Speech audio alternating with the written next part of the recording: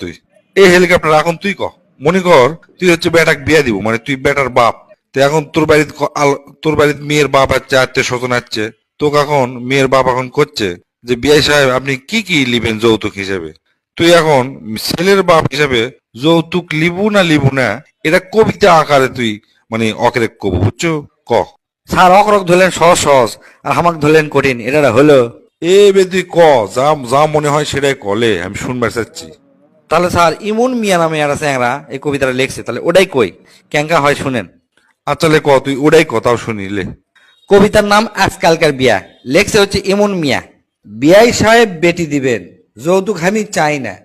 হাজি মানুষ নামাজ পড়ি, হারাম কোনোদিন খাইনি। হারাম কখনো খাই না, তবে বেটার ইচ্ছা একটা, চর্বি কার গাড়ি। আপনি বেটি না হয় পাবি অনেক দামি গহনা শাড়ি। নাতি নাতনি কার্টুন দেখবি, দেবেন এরা টেলিভিশন। সিরিজ না হয় দিয়ে